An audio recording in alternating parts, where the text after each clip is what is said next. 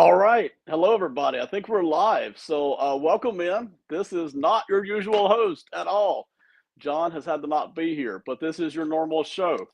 This is Necessary Roughness, a subsidiary of Bite Size Sports. If you're watching, thank you so much for being a part. Many of you, some of you are here every week for this show, so we really appreciate that. If you're dropping in for the first time to the live feed, we really appreciate you watching as well. Special shout out to James, kind of an emergency setup for us as well. Try to get us to at least be able to put on some kind of a show tonight for those of you who are sitting at home and so willing to wait and watch with us. We're going to cover free agents here in a second. John, unfortunately, as I mentioned, is not going to be with us. John's a busy guy. All right, listen, John writes for on the Vikings. John does this show. John has kids. John has a job. John has a lot of things going on. All right, so when and if he can't make it, there's always a good reason. We miss him and his football expertise. John does a tremendous job. I think most of you know this, but if you don't, John does a tremendous job with X's and O's, especially on the defensive side, and does an excellent job of actually explaining concepts very well. Not everybody can do that. Some people know the X's and O's, don't always have the ability to explain it very well. John does an excellent job with that. So when he's back on, check him out live on the air, and they go over and check out his writings as well. Again, this is Bite Size Sports, Necessary Roughness. We're going to try to cover some free agents tonight, okay? It won't be quite as good as if John were here and we could do some back and forth, and he has a better agenda, and I'll work my way through the comments if I can catch them, but I'm not quite as smooth with it as John will be. So what I'm going to do is I'm going to go through several teams tonight. I'm not necessarily going to go through winners and losers and things I liked and things I didn't. We're going to go through several teams, just individual teams, and we're going to talk about what they did, some of the highlights. We're going to start with the New York Giants. Keebler, I don't know if you're out there and listening yet, and I'm sorry if you drop in late. He often does. But the New York Giants, literally just today, have made a couple of moves that kind of got me excited, to be honest about it. The New York Giants have struggled last year and even the 2 seasons before that. Of course, they had the one playoff appearance, but they've been on the lower end of the talent scale and probably still could use more talent than what they're even getting right now. But 2 of the moves that they made, I think just today, really kind of got me excited because it does upscale the talent. Now, I'm not saying that they're going to be a dominant defense. They're not. Okay. But you're starting to see a little bit of talent infusion here. Let me go through, though, some of the lower ones, and then we'll get into some of the 2 bigger ones here. Darius Slayton, wide receiver for the Giants, they were able to re-sign him. I like that just because it keeps that deep threat speed there. They were able to give him 3 years, $36 million total, so that's $12 million basically per season. That's a good, solid deal. Slayton's not a world beater. He wasn't coveted by everybody, but that deep speed was going to be an interesting feature to some teams around the league if they could get their hands on him at a cheaper price, especially when you look at this year's draft. There's really 2 or 3 speedsters out there in this year's draft, but there's not a lot of great wide receivers in this year's draft. So anyway, the Giants getting to keep him kind of keeps that room together a little bit while you're trying to fix other positions. There's nothing worse if you're a struggling NFL team than upgrading other positions while losing at some of your other position groups. It's kind of like net zero, right? You don't want to have net zero. So for the Giants to be able to keep Slayton, keep that depth there at the wide receiver room behind Neighbors, that will help. Then just recently, in the past couple of days, they've added Chauncey Golston at defensive end, James Hudson at right tackle, again, just to kind of compete there. It's not like they have nobody on the offensive line, but the offensive line continues to struggle. So bringing in somebody like Hudson to compete, you hope that helps. Roy Robertson-Harris, defensive tackle, Chris Board at linebacker, and then Jason Pennick, safety, leaves and goes to the 49ers. But here's the 2 big ones. Here's the ones I really like. Paulson Adebo, cornerback, coming over from the Saints.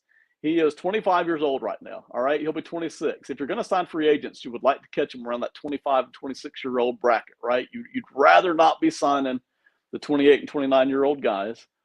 It's fine if you do, but you'd rather catch them at 25 and 26. And that's where Paulson Adebo is, and that's where Javon Holland is, who just signed a contract with them from the Dolphins. We heard fairly early on rumors that the Dolphins weren't going to keep Javon Holland. And you never know if those rumors are actually legit or not until everything plays out. But here it is. It plays out. Javon Holland's on the board. and now he's off the board and is on the Giants. And I really like this because this secondary has been atrocious. It has really been a problem. I do like Tyler Nubin back there out of Minnesota. He'll be a second-year guy, but Nubin's still developing. Nubin's still got more work and pass coverage to do. Well, now Nubin can kind of focus on developing in the passing game, but also he can focus on being the run stopper that he is. Likes to work there out of the box. Paulson Adebo, who he's not the greatest cover guy and never going to be, but Paulson Adebo has the length, has the speed, has the athleticism, some of what the Giants don't have back there in the secondary. And then you also have his ability to be flexible. Paulson Adebo can do a lot of different things. So I like that back there in the secondary. And again, it's a little bit of an overpay. It's 3 years, $54 million, $18 a year. If I was a team wanting to sign Adebo, I would have been hoping I could catch him at maybe $12 to $14 million a season. But free agents are often going to be overpays. And then bringing in Javon Holland. Javon Holland coming in at 3 years, $45 million, $15 million per. That's a lot cheaper than I thought he was going to be. I understand Holland didn't play as good this year as he did the year before. I get that. And maybe Holland isn't the player that some of us thought he would be 2 years ago. I'm on board with that.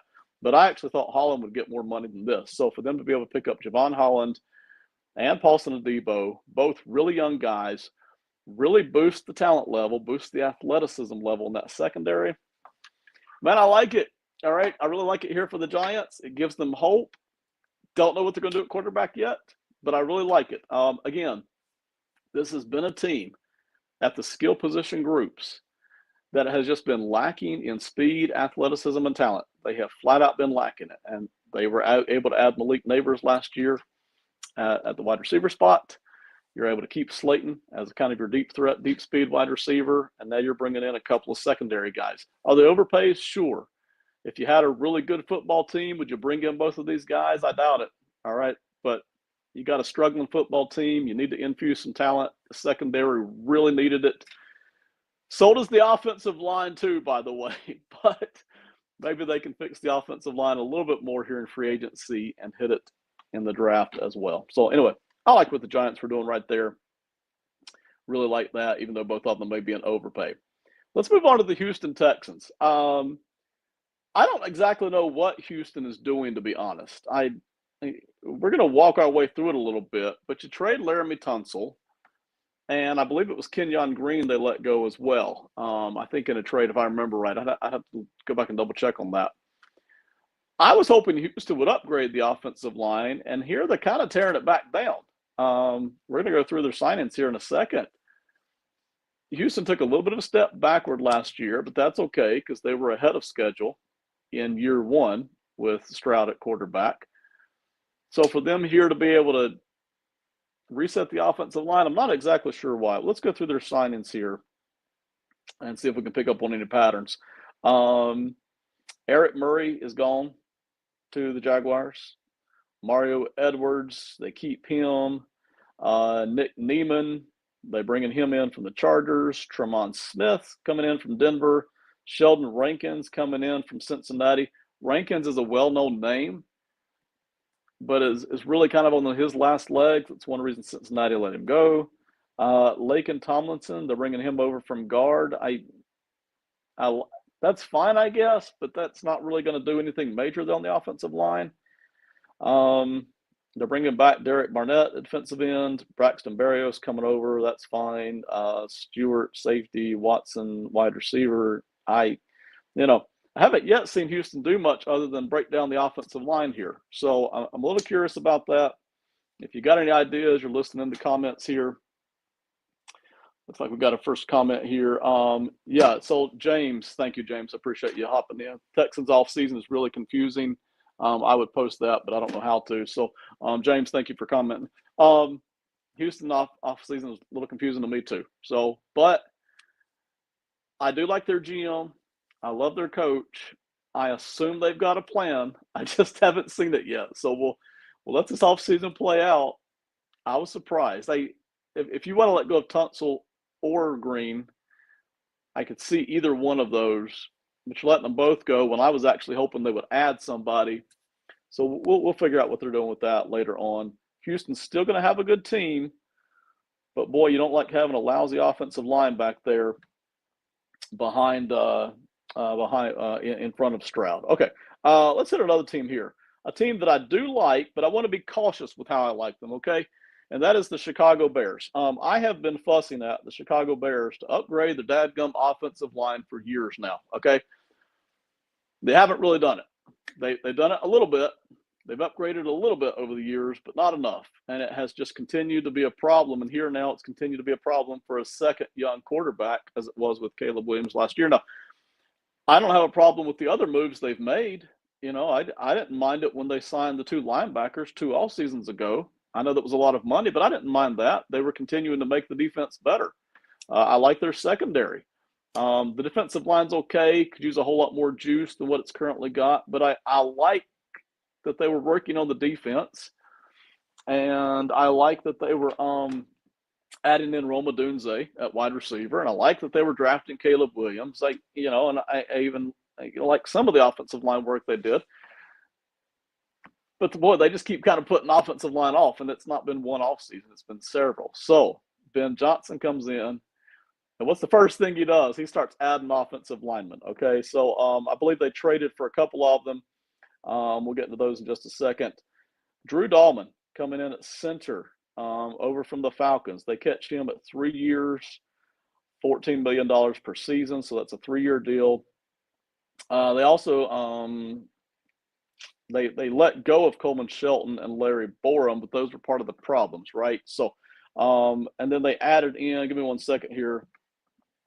I don't have all their moves pulled up in front of me, so flying solo.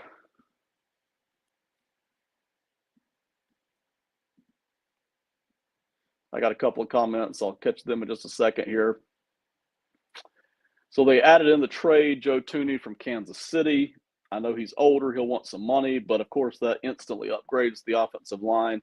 And where's the other move? Jonah Jackson as well, coming over from, I think, the Rams. So here's what they've got on this offensive line. And I'll get to those comments here in just a second. You've got Dahlman at center. You've got Joe Thuney at the left guard spot, I would assume. There's just no way they should be trying him out at tackle again. Left guard, let him be amazing.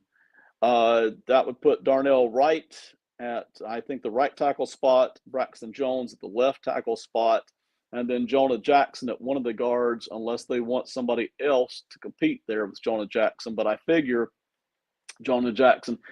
Now, you can have an argument all day, and we will, about Jonah Jackson, how good he actually is, all right? People thought he was pretty good 2 seasons ago. Now, not so much. I get that. And you can also have an argument about how old Joe Thuney is going to be. And listen, that's exactly the reason Kansas City let him go. All right. One of 2 reasons. Kansas City typically over the past 10, 12 years now, this is not a new thing. They typically let go of older players who are sitting anywhere from age 29 to 31. And Thuney here, I think, is 32, if I remember right. But they tend to let those guys walk. Not all of them. Obviously, they didn't do that with Chris Jones. I think it was 29 and 30 last year when they signed him. So they don't let everybody walk, but they tend to let guys go. And that's why you see the big names. The Chiefs really tend to go by that philosophy of let a guy go a year early rather than a year later.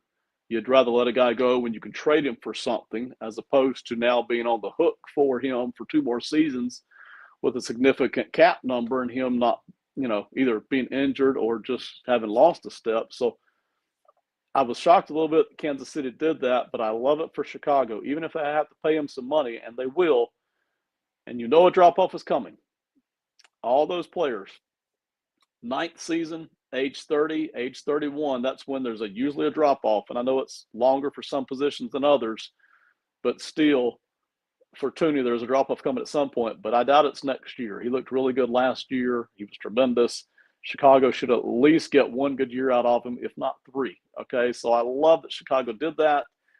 And maybe Jonah Jackson's not a great answer, but they are addressing it. And then, of course, you bring in Drew Dahlman, who isn't fantastic, but good, solid starting center there. So what I like about it is that they did not ignore offensive line again. Ben Johnson comes in, and it's not going to be the Lions' offensive line, and it's not going to be the Eagles' offensive line, but Ben Johnson comes in, and the first thing he does is fix this offensive line. And I get it that it's not all him, but he's got a big influence there. Okay, so the GM there, obviously, I don't know if he had a heart-to-heart with Ben Johnson and Ben said, hey, this is what we're going to do. I don't know. But Ben Johnson comes in and the general manager, and together they've decided to fix that. So let me check out the comments here, see what else is happening here. Bite-sized bikes. Hey, shout out to Ben for running the show for us. Yeah, listen, it's not as good as if John was here, but at least we got a show, okay? And thank you very much for hopping in. Tunsil is, this is also from Bite-Size Bikes. Tunsil is second behind only Tristan Wirfs in pressure rate allowed over the last 3 seasons, and they traded him. Why? I'm with you. I mean, to me, that's a bit of a mystery. And you can always say, back to Tunsil on the Texans, and then coming over to the Commanders, you can always say, well, Tunsil's not as good as he used to be if you watch the tape. I get that. And you can say, well, Tunsil had a bunch of penalties last year. I get that. But still, a 75-80% Laramie Tunsil, when he's focused and when he's not committing that many penalties, which surely he won't commit that many penalties next year, is better by far than most of the guys you can get to play tackle. And it's not particularly close. He's just that talented. It surprised me that they did it. We started hearing, I heard some rumors come out almost immediately about culture and fitting in with Houston. That sounded a little sketchy to me, man. I mean, to be honest. So I like that the Commanders picked him up. I'm a little suspect on that right there. All right. While we're doing this, I've got bite-sized bikes on here. I'm going to go ahead and roll over to the Minnesota Vikings. I think that was all I wanted to hit with Chicago there, was basically just that they did work on the offensive line. How effective will it be? Remains to be seen. In 2 seasons, will they kind of have to remix? Yes. Do they need to keep drafting and developing? Yes. And I'm convinced they will. I don't think they'll ignore the offensive line. They'll keep trying to draft over the next 2 or 3 seasons, I think, to get that offensive line up closer to where the Lions and the Eagles are. But I do love that they attacked it and they did not ignore it. So anyway, let's get over to the Minnesota Vikings here. If you're in the comments, you want me to hit a certain team, by all means, I will be happy to do so. Okay. Minnesota Vikings. Sam Darnold goes. I don't think that's a surprise that they did not re-sign him. My take on it was, and always has been, with Minnesota, I'm not touching the Seattle thing tonight, unless somebody wants to. But with the Minnesota side of the Sam Darnold thing, if you were in favor of drafting McCarthy enough to draft him, which they did, and not everybody was a McCarthy guy, but if you liked him enough to do it, and all the reports we were getting last August and last September, whenever it was that he got injured, before he got injured, all the reports were that they liked what they were seeing out of him. And to me, if you liked McCarthy enough to draft him and you liked what you were seeing out of him last year, there was just no way that they were going to re-sign Sam Darnold and bring Darnold back for 2 or 3 years and then have McCarthy sitting there. I just never saw that. Now, is it possible that they bring in another older guy to give McCarthy more time to develop, because this basically is McCarthy's rookie season? It's possible, and maybe they do. But listen, they love McCarthy, and they've got the best situation in the world for a young quarterback. They've got a good play caller. They've got good wide receivers, including what I think is the best wide receiver in football. Although, some people have him second or third. That's fine. They've got those good tackles sitting there. The interior of the offensive line is not great, but I've seen worse. There are worse in the NFL. And you've got a very aggressive defense. I think it's a fantastic situation there. So I'm not surprised that Darnold is gone there. Will Fry's coming in from the Colts. 5 years, $88 million, $17.6 million per season. That's a lot of money, I'll be honest, okay? I'll just be honest about it. Will Fry's is fine. And I know that NFL teams have more cap money this year because it was back-to-back larger cap numbers than what everybody thought would be there. And I get that the Vikings could use help on the interior of the offensive line. I was just hoping they would do it during the draft. I wasn't really hoping that they would throw a 5-year, $88 million contract at Will Fries. Vikings fans, bite-sized Vikes, if you're still out there, let me know what you think about Will Fries. I wasn't thrilled with it. That's what they went ahead and did. Cam Bynum goes. This was not a surprise to me from everything I'd heard and just from my own little opinions as well. I thought Cam Bynum probably was not going to be back in Minnesota, and sure enough, he's not. He actually goes, believe it or not, to the Colts. All right, so the Colts and Vikings, I think, had 4 switcheroos here. So Will Fries and Ryan Kelly, who I'll get to in a second, both go from the Colts over to the Vikings. And Cam Bynum and Daniel Jones both go from the Vikings over to the Colts. So interesting pairing there between the 4 players and the Colts and the Vikings. This is my favorite thing that the Vikings have done so far, and I don't think it's even close. I'll get to the rest of it in a second. Byron Murphy re-signing here for 3 years, $54 million, and $18 million per season. I was really, really hoping that Byron Murphy would come back. I felt like he is the Vikings' best cover corner, best cover guy. And I know they've got some other good players on the team, but when you look at, hey, we need guys to cover somebody, Byron Murphy was the guy. And it's not outrageously expensive. It's a 3-year deal, which is basically 2 years guaranteed. He's still a young guy at 27, a little bit older than that 25, 26 sweet spot, but he's at 27 years old. So you figure he's got 3 more good seasons. And the cap number is $18 million per season, which for starting cornerbacks is fine. So I really was hoping, I was hearing that they wouldn't do it, but I was really hoping that they would bring back Byron Murphy, and they did. So I am just thrilled to death with that, because when I look at the draft, the Vikings could use several things. They could use steel interior offensive line if they wanted to go that route at center, maybe. They could use defensive tackle, which they drafted one. I mean, they signed one here, so that's a less of a need. They could also go with safety, which I would love to see them pull in a safety here. They could also go with another cover corner if they wanted to. But I was hoping they would keep Murphy in the building, because you didn't want to see that many players leave. And out of all the players in secondary that were leaving, that was the one I was hoping they would keep, and they did. So I am just thrilled to death. I'm not usually thrilled to death that teams keep guys, but I was thrilled to death with this. Let me check the comments, see if anybody else is in here at the moment. Still bite-sized bikes putting up there. So everybody, thank you for watching. But I love the Byron Murphy deal.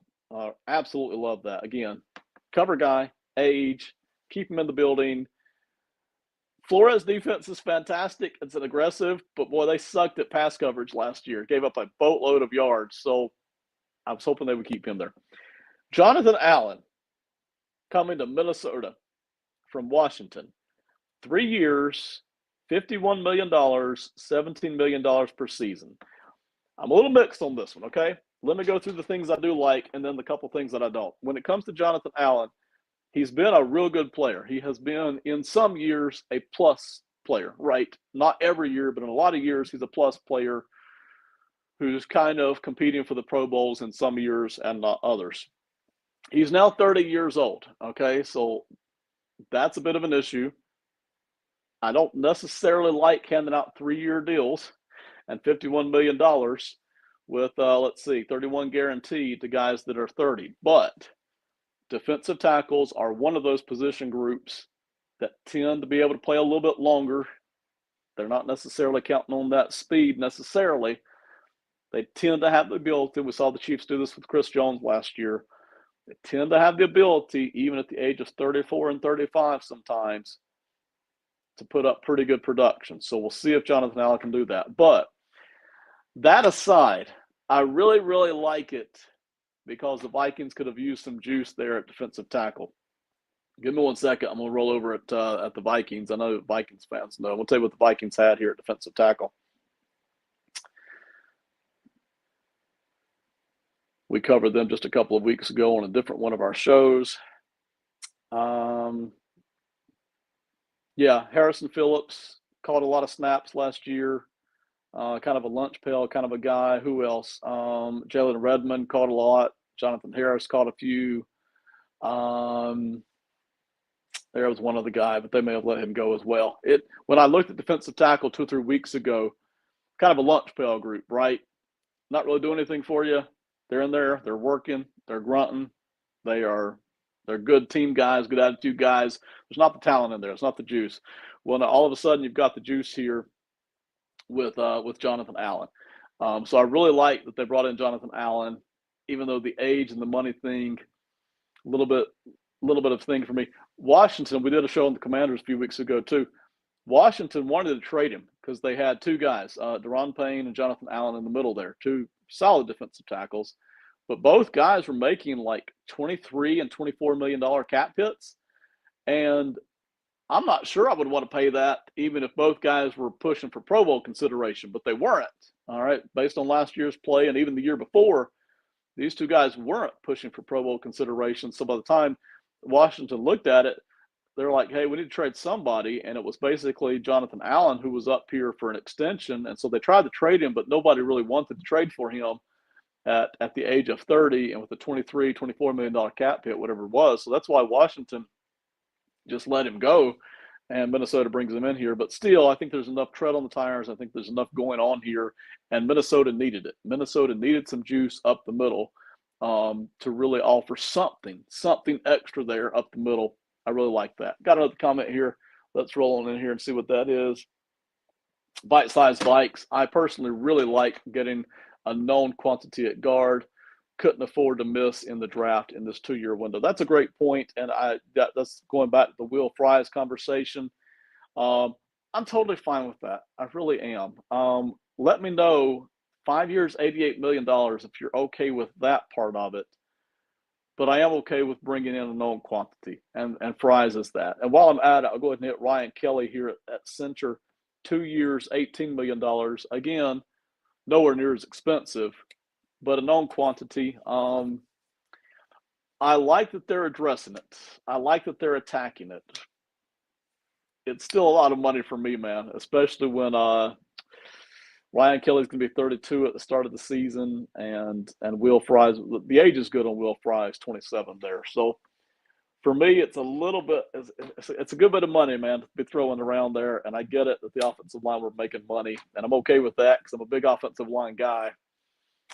It's just a lot there if I'm Minnesota, but they were able to do it, and that's fine. They're not ignoring these issues. Let's look around and see what else they got here. Patrick Jones, linebacker. Daniel Jones heading off to Indianapolis. Isaiah Rodgers comes in. There were some people who kind of like that. Sneaky good. Again, Rodgers not going to be a shutdown corner ever, but you bring in an experienced guy there from Philadelphia. Obviously, they weren't going to keep around Rodgers because they've got plenty of defensive backs over there at the moment. So Isaiah Rodgers coming in on a cheap deal, 2 years, $11 million, good depth, good rotation, right? So I do like that there coming over to Minnesota. And then let's see who they lost. Minnesota lost Trent Sherfield, Nick Mullins, Johnny Munt. I'm not too butthurt over any of that. Who's still sitting out there from Minnesota that they haven't signed? Cam Robinson, Stephon Gilmore, Dalton Reisner, Dave Quisenberry, Brendan Powell, Cam Akers, Fabian Moreau still out there. So, all right, let's hit a different team here. Let's see what more comment is. See if it's on the Vikings. Oh yeah, Hargrave. You're right. I missed that. Give me 1 second here. I'm pulling up the Hargrave signing. Because it's not on the official, but you're right. He's already coming in. Give me 1 second here. I'm gonna pull that up. Because you're right. That I just did see that as well. Javon Hargrave in the news coming up here. Looking for the money deal. Where'd that go? I don't see the money yet. This is all about 12 hours ago. Want the numbers until yeah, no problem. No problem, bite size. We won't know the numbers until he's officially released Wednesday. All right, so we don't know the numbers yet. But anyway, Javon Hargrave coming over. So I listen, that I like, as long as the number's not too big. Because again, I thought the at defensive tackle by Jonathan Allen, even though he's at 30, it's not a huge number. It's not a long contract, right? It's 3 years, not 5. It's $18 million, not 20 or 25. So I was okay. I do like that. And then if you can get Javon Hargrave in there, and I like Hargrave better at getting to the quarterback than I do at stopping the run game, right? But Brian Flores ain't got no problem stopping the run game, okay? None. I mean, absolutely none. Between him and Metellus, you have no problem stopping the run game, right? So you don't necessarily need these guys to be run stoppers. You need guys who can have a little bit of speed, get up the field at the quarterback. Hargrave does that. Allen does that, and Allen can offer some in the run game as well. So I like that side of it more than what they did on the offensive line, to be honest. But I'm okay that they didn't ignore the offensive line as well. All right, thank you, Bite Size Vikes, for hopping in on that. If you got any more, hit us up with it. Let's do a couple more teams here before it gets to be 10 o'clock. Who else do we want to cover? We want to talk about the Dallas Cowboys here and what they're not doing. Let's see what the Cowboys are up to these days. They've lost Chauncey Goldston, going to the Giants. They've let go of Jordan Lewis, the corner, going to Jacksonville. They brought in Solomon Thomas, defensive end, at 2 years and $8 million total. They let go of Chuma Edoga, heading to Jacksonville. Here's who they've brought in. Here's who the Cowboys have brought in so far. Robert Jones, guard from the Dolphins, on a 1 year, basically $5 million deal. That's fine. You can compete there. Peyton Turner from the Saints, 1 year, $3 million. Javonte Williams from the Broncos. I guess it's about time the Cowboys signed a running back, right? So why not get one that came over from the Denver Broncos? Javonte Williams, who I do like, but who hasn't yet popped and exploded. They are able to keep Brian Anger. There could be more signings out there that have happened, but they aren't official yet. So the Cowboys really not up to much here. Not up to much at all. Comments here. What did you think of the money Tershawn Wharton got? That's a good question because I cover the Chiefs a lot, and I haven't actually seen the money he got. So let me roll that over. Okay, so before I even see the money, let me tell you what I think of Tershawn Wharton. I thought Wharton was a guy who 3 seasons ago, I think so that not the 24, the 23, the 2022 season, I thought he played tremendous. And I thought, boy, this guy is surprisingly good at getting to the quarterback for his size. And you can move him all up and down the defensive line. So I really like that. And then 2023 came and he kind of disappeared, to be honest. And then 2024 rolls around and he looks back to being more of like just a good rotation guy. So I like him, but I wouldn't pay him a lot of money, is my opinion. So let's go find out what money Tershawn Wharton's getting here. 3 years, $45 million for the Carolina Panthers. I think that's an overpay. Okay, so let me know what you're thinking there. But I've seen him for a lot, and I do like him. I think that's an overpay right there, man. 3 years, $45 million. I don't know. And listen, Carolina needs help all over that defensive football field. I just wouldn't have invested that money in Tershawn Wharton, to be honest. Not 3 years and $45 million. It does help with the depth, right? It helps with providing a guy there, but boy, if I'm Carolina, I'm looking for fast edge rushers. I'm looking for more linebackers. I'm looking for guys in the secondary, cover guys. I don't know that I would be looking for a guy like Tershawn Wharton. He ain't been making that much money before, to be honest. So the Chiefs have done a great job at just bringing in / keeping kind of these cheaper defensive linemen to go surround Chris Jones, right?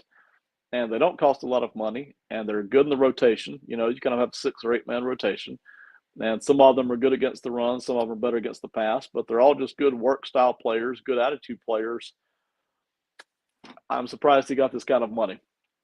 So that's my opinion there. On Carolina. Let's pick out another team here. Let's hit the Bengals. I actually just did an entire show about them. So let's talk about the Cincinnati Bengals. The Bengals are doing a couple of things here. It's not big in free agency. The first thing they're trying to do is keep enough cash available for T. Higgins and Jamar Chase. Obviously, Burrow's on the contract, big contract. That eats up a certain amount of their cash, but that escrow cash that they have to keep on hand for Burrow, in my understanding, gets smaller each year. So as that happens, then they have more cash available to then escrow for the other large deals that they're wanting to do. But still, it's tough on them, Cincinnati specifically. It's tough on them to have enough escrow cash on hand basically to guarantee the deals for T. Higgins first and then Jamar Chase second, even as that Burrow money starts to shrink in terms of cash on hand. My understanding is based on Cincinnati, and again, I haven't drilled all the way down on this, but to some degree, they've got cap space. They've got the cap space to sign almost anybody they want, but they don't have the cash. And I don't quite know if that's because they're tight-fisted and don't want to spend the cash, or if that's because they just don't have, they're one of the poorer owners in football, right? I think they're 31st or 32nd in the league in terms of rich owners. It may just be, and I think this is it, that they just do not actually have a big enough ball of cash flow to sign bigger contracts consistently year in and year out, like, say, the Philadelphia Eagles do, or the Dallas Cowboys if they wanted to. So anyway, goal number one for Cincinnati is keep enough cash on hand to try to get the T. Higgins deal done, and then hopefully at some point the Jamar Chase deal. That's what they're maneuvering for. Having said that, they've actually kept most of the offense together. So looking through here, Higgins will stay. Jamar Chase, of course, no issue with him leaving. Burrow keeping him. They re-signed Mike Gesicki, the tight end, so they're able to keep him.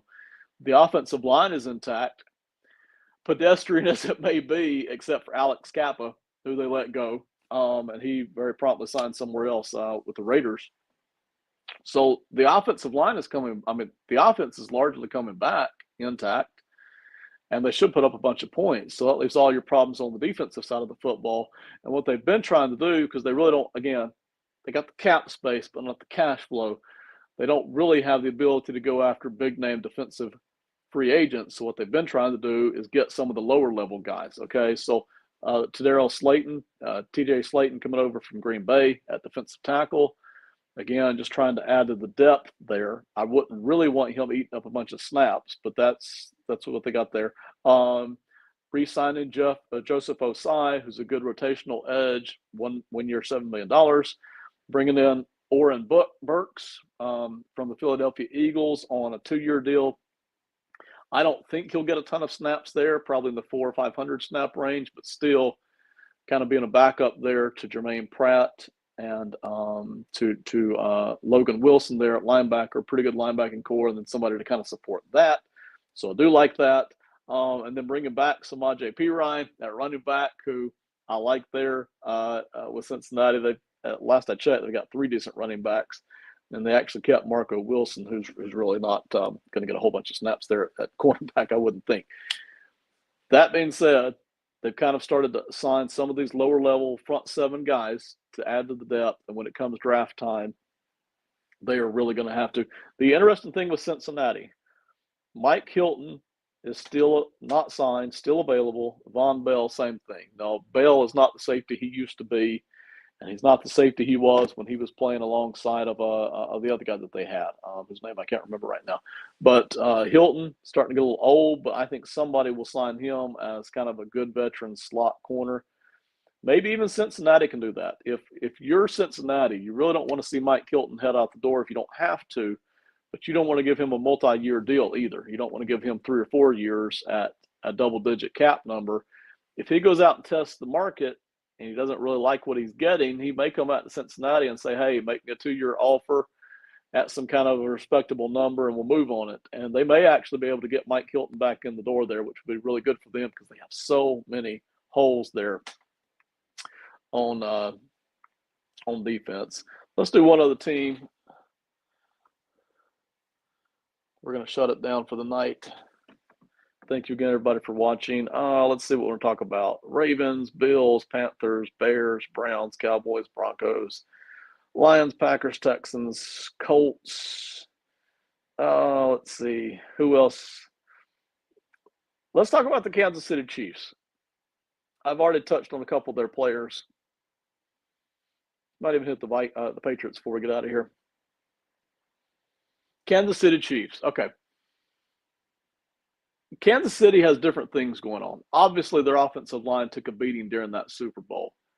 But obviously, they were in the Super Bowl with that offensive line. All right. So they continue to find ways to win even when they have major problems. All right. And that offensive line has been a major problem at the 2 tackle spots ever since 3 years ago when Mitchell Schwartz and Eric Fisher basically they were let go, but they didn't. Schwartz never played again, as far as I know, and Fisher played one more kind of lame season with Indianapolis, and that was it. So it was going to happen, but they let them both go. It's been a problem at both tackle spots ever since. Now they've traded Joe Thuney, and this actually it did shock me a little bit because Thuney has been so good for them. But it's typical Chiefs to let go of one guy a year, and especially if he's older. So they let him go. They traded him to get something. The problem if you're Kansas City is, and I'm looking here to see, they brought in Jalen Moore. Everybody was talking about that deal. 2 years, $30 million, $15 million a season, who was basically the backup tackle for the 49ers. Did play a lot because of injuries. They liked him. I don't know that a whole bunch of other people did. But anyway, bringing in Jalen Moore from the 49ers, and I think you have a worse offensive line here in Kansas City. And I have gone the full spectrum with Kansas City. When I looked at this offensive line before the Super Bowl a couple of years ago that they won, I looked at it and I said, well, this is going to keep them from winning because they would rather go spread 5. They would rather hardly ever run the football if they don't have to. They would rather throw deep. They would rather just throw the football all over the field. And because the tackles were so bad, they were having to keep in a tight end, and then they were having to keep in 2 tight ends. And the reason they're keeping those 2 tight ends is not because they like to do it that way. They don't. But they're really helping out those 2 tackles versus edge rushers and basically handing off those edge rushers to the tackles, and then the tight ends go on the routes. But still, that's a limited offense, right? We've seen it for 2 or 3 years now, but Kansas City keeps finding ways to win because Mahomes is so good, Reed is so good at scheming, and you've got Spagnuolo there tearing it up on the defensive side of things, and pretty good defensive players and good interior offensive line, so they keep finding ways to win. To me, it's a big step back here to lose Joe Thuney, even if Moore works out to something solid. This may be kind of the breaking point for Kansas City. If they can't figure out this offensive line, this might actually be bad enough to give Buffalo a chance, to give Baltimore a chance, both of whom are very close. I mean, it is really close between those 3 teams right there. And if Cincinnati gets the defense figured out here, maybe in 2 seasons, Cincinnati could be right back in it. The Chargers are coming on. This might be enough right here, this offensive line difficulty. This might be enough right here to cause Kansas City some major issues. So we'll see. And then you get on the defensive side. I was curious to see what they were going to do on defense because they basically had 3 big free agents, right? You had Trey Smith, who they franchise tagged, and I think they'll work out a deal with him on offensive line. And then you had Justin Reed, the safety, and then you had the linebacker, excuse me, Benton Bolton. They already re-signed him. Justin Reed is the one out the door, and Justin Reed heads over to the New Orleans Saints, which is fine for the Saints. They could have used that. But Reed was a good, solid safety back there for Kansas City, and so now they kind of have another hole there, but I have a lot more faith in Kansas City to draft and develop somebody at safety, even if it's back there in the 3rd round, than I do about them on offensive line. So I was curious about that. Reed ends up being the one going out the door. All right, I did say I want to talk about the Patriots real quick. The Patriots is surprising me here, okay? I didn't know that the Patriots needed upgrades on defense, but they got them, all right? So here it is. Milton Williams coming in from the Eagles, 26 years old, defensive tackle, 4 years and $104 million, $26 million a season. I like Milton Williams. It was hard to watch the Eagles this year and not like him on that defensive line. I really do like him. I'm not sure I liked him 4 years and $104 million good.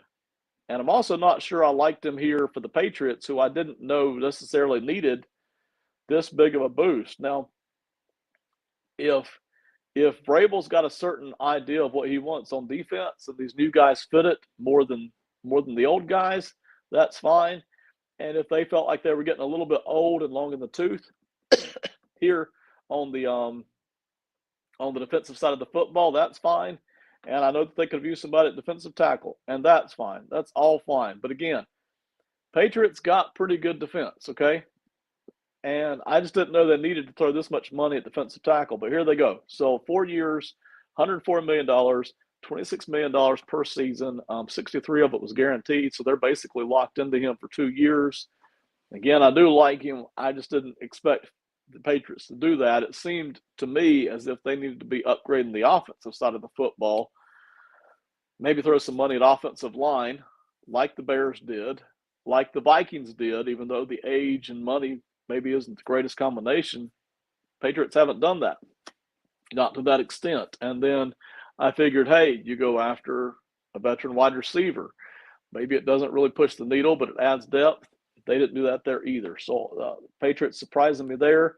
And then the Patriots had Carlton Davis coming in at 3 years, $54 million, $18 million per season. The numbers are all fine, and the age is fine. He's 28 years old, good cover guy, and he'll work in good with this Patriots defense. But again, boy, you had Christian Gonzalez back there. You had Marcus Jones back there. You've got a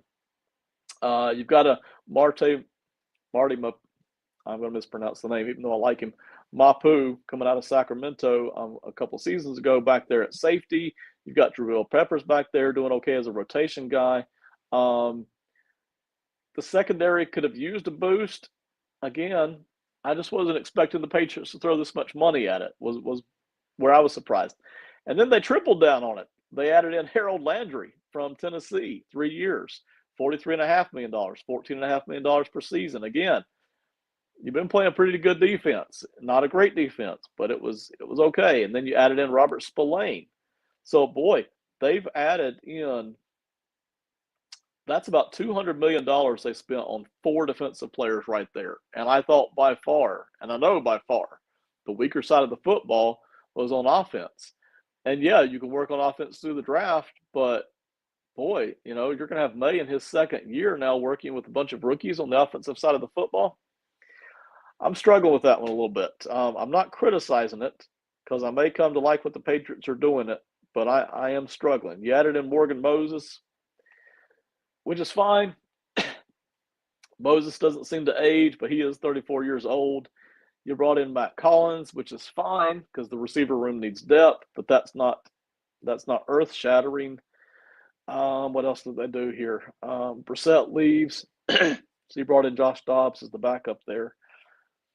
I'm not criticizing the moves. It's fine. Vrabel's got the guys he wants. They're going to make the defense hopefully even better, younger, more suited to what he wants to do. That's all fine. I just thought some of these power plays might be on offense is what I was really expecting here. And there were people available, and they just didn't do it. All right, final comment of the night. Milton was reported to the Panthers for like $21.5 million a year a couple of hours earlier. Yeah, so didn't even know that. It's an excellent point. Everybody, thank you so much for listening. This is Necessary Roughness. We are a subsidiary of Bite Size Sports. I am Ben Parker. Thank you again to James for not only helping on the comments, but setting everything up tonight. Bite Size Vikes, thank you very much for listening and jumping in tonight. Really appreciate that as always. Everybody else listening tonight, thank you very much for hopping on. John, we wish you the best, man. We know you'll be back next week with all kinds. Listen, next week, because John didn't get to talk about it tonight, I'm sure that John is going to be loaded with takes on all of these free agents, and we'll see how he likes the Vikings stuff, and we'll see how he likes some of the other things as well. So anyway, that's it. Thank you all very much. Have a great night. Enjoy the rest of free agency, and then get ready for the draft. Goodbye.